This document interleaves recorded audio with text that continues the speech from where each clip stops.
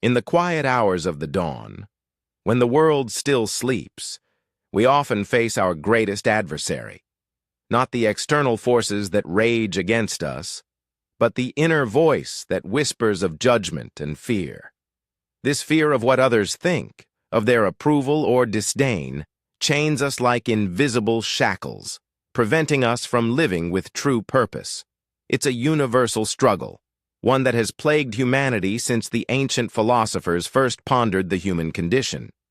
But in the teachings of Stoicism, we find a path to liberation, a way to align our lives with virtue and unshakable discipline. Today, we confront this fear head-on and discover how to rise above it through mental toughness and unyielding resolve. Consider the words of Marcus Aurelius, the Roman emperor who embodied Stoic wisdom amidst the chaos of empire. He wrote, "It is not that we have a short time to live, but that we waste a lot of it." Fear of judgment wastes our precious time, diverting our focus from what truly matters, living in accordance with nature and virtue. Virtue, in Stoic terms, means pursuing excellence in character, wisdom, justice, courage, and temperance. It's not about seeking applause or avoiding criticism. It's about doing what is right, regardless of the crowd's roar.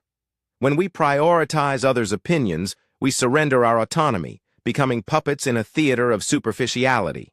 Instead, align yourself with virtue.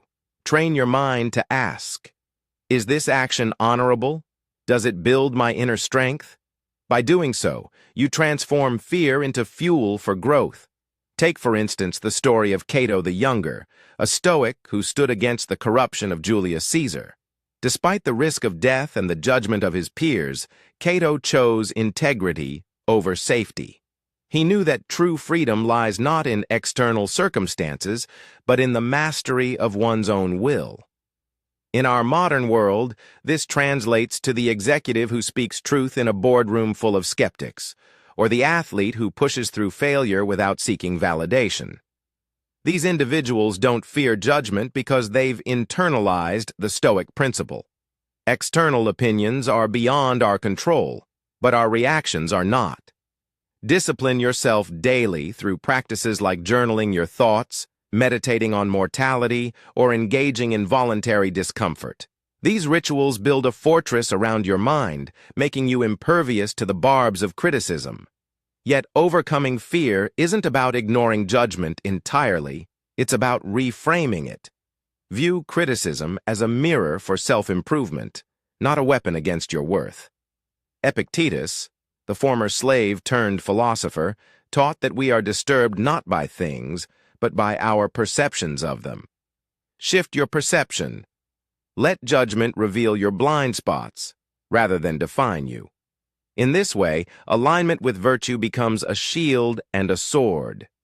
It shields you from the trivialities of social approval and arms you with the clarity to pursue meaningful goals. Remember, the Stoics didn't advocate for isolation. They encouraged engagement with the world, but from a place of inner peace. As we conclude, reflect on this. The fear of judgment is a thief, stealing your potential and peace. But by embracing Stoic virtue, you reclaim your power. Live with discipline, face adversity with mental toughness, and let your actions speak louder than words. In the end, it's not the judgments of others that define your legacy, but the virtues you embody.